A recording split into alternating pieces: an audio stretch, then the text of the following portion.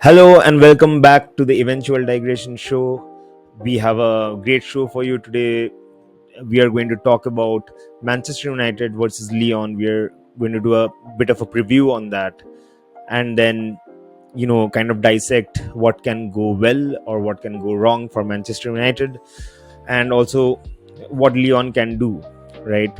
Also, we are going to touch on Arsenal's incredible win against Real Madrid, and also a bit of happy news, which we already knew that was coming with Liverpool and Virgil van Dijk signing a new deal. So, yeah, there's a lot to get into. So, before I get into the thick of it, please subscribe, smash the like button, and please help me grow this channel. And let's go.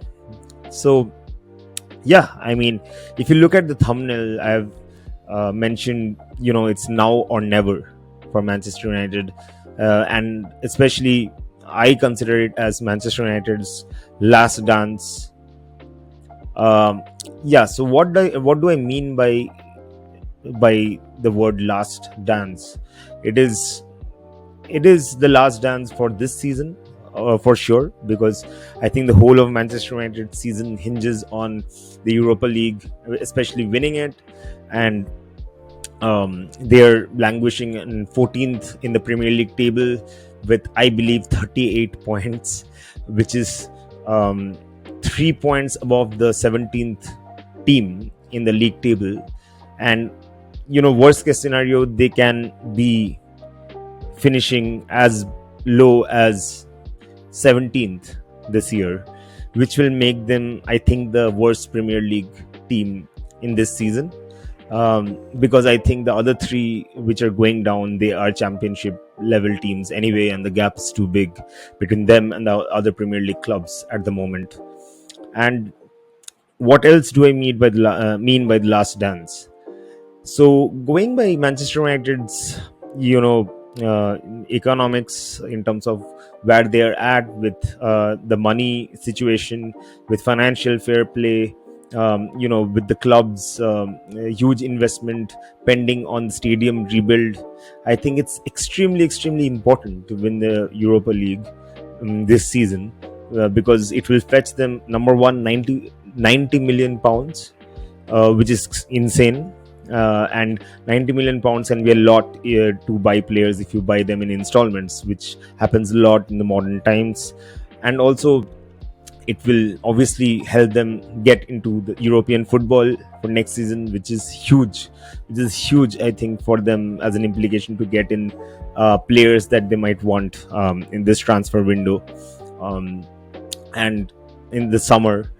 And also, it's a huge test for Amorim, because it's hard to find positives. Now, any objective football fan will not judge Amarim this season. I think it's absolutely unfair. But sometimes when things keep getting worse and worse, it's really hard to keep up that objectivity alive, right? So I think they need a little bit of a spark this season, and this is it, right? This is one step at a time. If they win this, they get into the semi-finals. Going by the teams that are remaining in the Europa League, I think they can pull off a Europa League win, and also that will be a cup for the manager Amorim, which will instill more belief as well. Let's get a little bit into the tactics of it, or what I feel might happen. And let's start with Onana. So Amarim has made it clear that Onana will be the first choice goalkeeper. He was dropped during Newcastle, where Manchester United got belted 4-1. And I believe he dropped Onana because, officially it's been said that he wanted to give Onana some rest. But I think he knew in the back of his mind, Amarim knew that Newcastle is going to thrash Manchester United. And that's not a good look after the two mistakes that Onana made in the Lyon game, the first leg. So I think it's kind of protected him. Bayender kind of became a scapegoat. A little bit of attention moved off Onana. Now some people are feeling sorry for him, and So now I think he would have inevitably selected Onana for this game. Now, what lies in the future, we don't know. Whether they have the funds to get in a new goalkeeper, we don't know, right? That's a different topic for a different time. But all we know that Onana is starting in goal. That doesn't fill everyone with confidence, but that's the best they've got. I believe that too. And now the manager has also, when has been. I think Amarim is doing a million interviews as well. One of his interviews, he very aggressively defended Onana and kind of took a lot of onus on himself in terms of Manchester United having one of the worst seasons, in the modern era in their history. So yeah, he's deflected a lot of blame. He's backed his goalkeeper, which I think is the right thing to do. And let's see. I mean, you have to put your bet on Onana and back him to do better. Um, and apart from that, I think back three will be Euro, Maguire, and Mazraoui. And I think Delic is a miss. It's a huge miss. He's been good form. I mean, going by, you know, he's been pretty decent forms. He's going to be a bad miss. And if anything happens to these one of these three, then Lindelof is the next choice, who seems really shaky and out of it. And I don't know. He's getting up in age, and also I think he's been injured quite a bit. He's rusty. So, like these three, they have to be there on the pitch. I believe. Then in midfield, I would like to change it up a little bit. I don't know what Amorim will do, to be very honest, but I think I'll just keep Garnacho as an impact sub. I think he might be useful in that way and come on and make more of an impact, and start like with a box midfield with Ugarte and Casemiro, and then Mount and Bruno. Uh, Filling out the front to creative positions, and they might, while it'll take away a little bit from speed, of wingers, but I think they can at least link up and do something with Hoyland.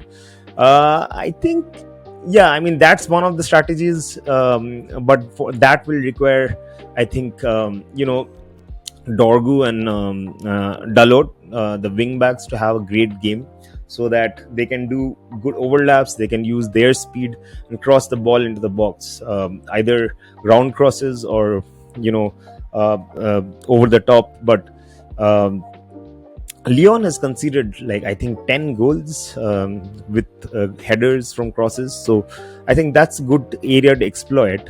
And I'll get later into that, but also the way they play, I think they leave a lot of gap behind in the wing, which can be exploited by Dalo and Dorgu, especially Dalo if he's not, being negative and playing a flat pass back into the midfield.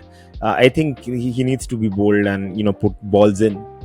So that's Manchester United. I don't know where the goals will come from. I think Bruno is one, and then there is a good shout from Menu to start as well, over Casemiro maybe, but I think that will be a little too risky, with having a kind of a slow defense. So I think Casemiro and Ugarte makes more sense to me. But yeah, Bruno is there to score. Maybe Mount can come up with a long range, suddenly, keep the season going. Someone has to be a hero. I don't know. Hoyland uh, maybe gets a header if he gets a good cross. Xerxes is a huge miss for Manchester United. I think he has been the creative player. He has been the number 10 who's kind of drifted anywhere across the front three, and also chipped in with a goal or two. So he's a huge loss for the season. But yeah, I think this is what Manchester United is going to go with. And going to Lyon, I think Lyon showed in the first leg, basically, that they had a huge, the main positive of their gameplay against United was their flexibility. they could do controlled build-ups, but also they did take a lot of shots from counter attacks, right? Like from turnovers by Manchester United. So they have the ability to attack. It's only their finishing. I think Mikadze surprised everyone in terms of how quick he was to second balls and always getting there, holding it up. Sometimes Almada played well. Tolisso had a solid game in the midfield. Obviously, the man of the moment is Rayan Cherki, the 21-year-old. He's having a tremendous season with, I think, 11 goals and 18 assists. But also, he's got 8 assists in Europa League, and Lyon is currently sitting fourth in League One, having won 3-1 against Auxerre in the League One game. So they will be really having a lot of high confidence going into the game, and knowing that Old Trafford has not been a fortress by any means. In fact, Manchester United has lost quite a few games at Old Trafford, so it's not like it's not going to intimidate them at all. Cherky was kept quiet mostly in the first leg, but I think he turned up when it counted by taking advantage of the spill by Onana and scoring the equalizer.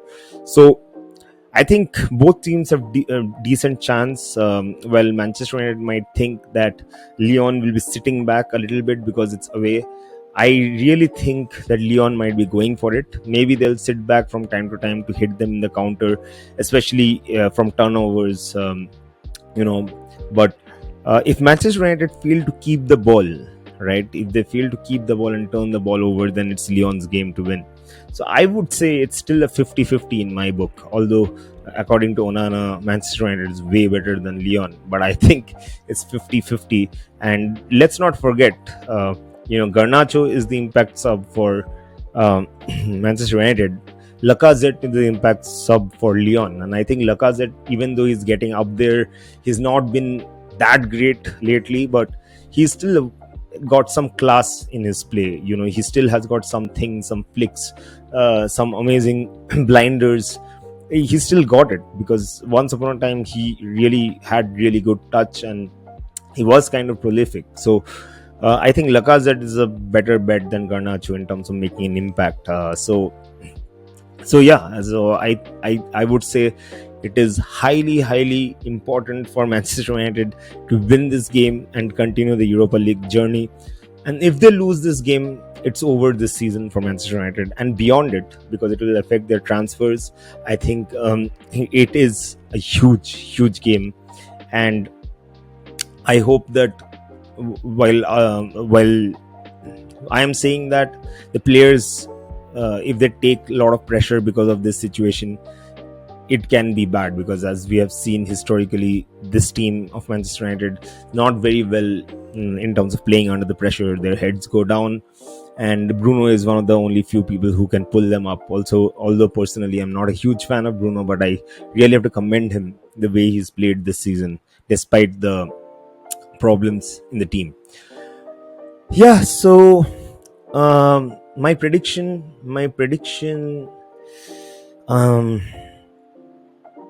to be honest, I'll go for a penalty shootout. I think it's going to be a 1-1 draw and then a penalty shootout. And I do feel that in that case, Bender is a better option than Onana as a keeper, because Onana is not that great with penalty. So who knows? Like in penalty shootout, anything can happen. I'll just tip United to get it done. But yeah, it's not going to be pretty. It's not going to be easy. It's going to be a slog for sure. Yeah.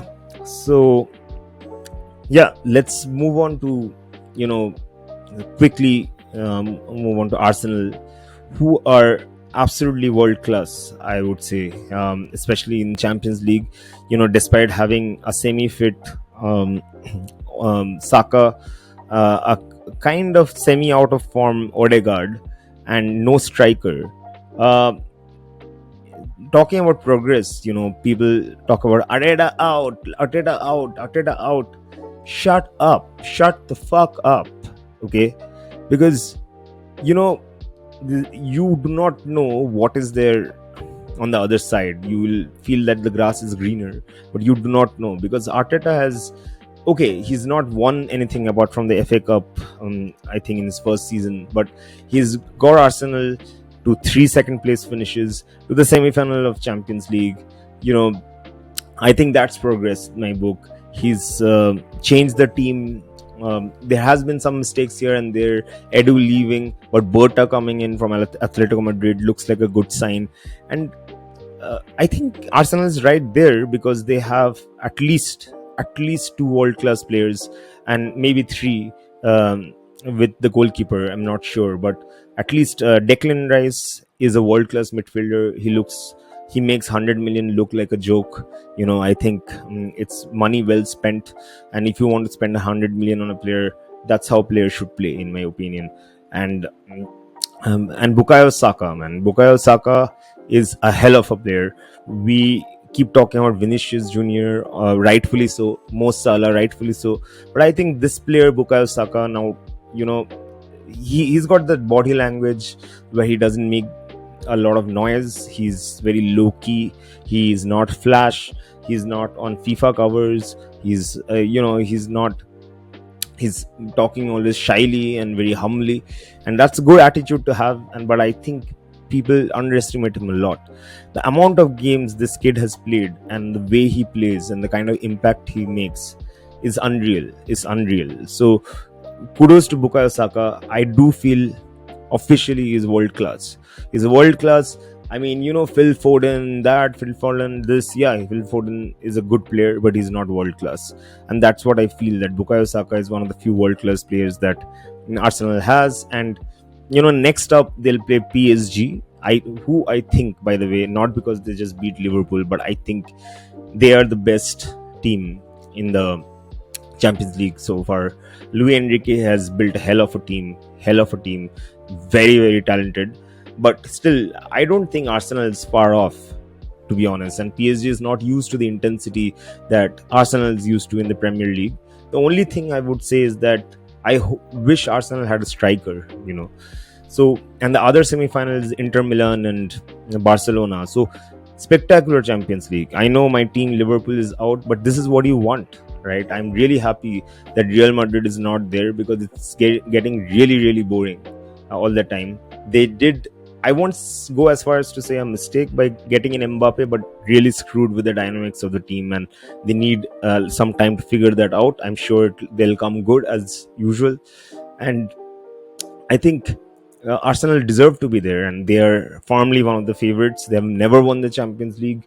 This is a huge, huge opportunity, but it is the Champions League. We cannot say anything what will happen, but if they win the Champions League this time, no one can say anything, because they have had one of the tougher fixtures in the league. They have beaten Real Madrid on the way. They will have to beat PSG on the way, and then either Barcelona or Inter. And Inter are a well-drilled, proper Italian team, and Barcelona has been amazingly good under Hansi Flick. So it is going to be an epic win by an English team in Champions League. I would say one of the hardest runs. So yeah, Arteta, if he can pull it off, it will be insane. Let's see what happens. And lastly, I'm really happy that Virgil van Dijk, my captain, signed up for 2 more years till he's 35. The moment he scored the goal in the last Premier League game for Liverpool and he kissed the badge, I knew that he's done, he's signed, and he is a world-class defender. It's an understatement. I will get into a debate with anyone who doesn't think that he's in the Premier League top 3 in any order, but I think Rio Ferdinand, John Terry and Virgil van Dijk are the top 3 defenders of all time in the Premier League era, and maybe Jaap Stam coming in a close 4th for me, because I think that man was ridiculous. But yeah, so Virgil van Dijk, the way he's come back after his injury with the ACL, and he's just missed 2 games in the last 2 years, touch wood. This is a great step forward, and I'm really, really happy that he's staying, for 2 more years. Very sensible deal as well. So Salah, Van Dijk both staying, Liverpool taking all the right steps, and if they can get this summer right, I think, it is going to be an interesting season next year. If Liverpool can get this summer right, and Arsenal, I think, is just 2 to 3 players away from really, really going for the league. If they just need a striker, and if Partey leaves, they need a defensive mid, and maybe they need some cover for Martinelli and Saka, and that's a lot. But I think they'll get this done. So it's going to be a stellar season, and I will predict that it will be a season between Liverpool and Arsenal next year. But it depends a lot on the summer. So yeah, I think I'll finish the video here, and I'm looking forward to the Europa League game today, and let's see what happens. Whether this is United's last dance in a while. Stay good, stay humble, and see you soon.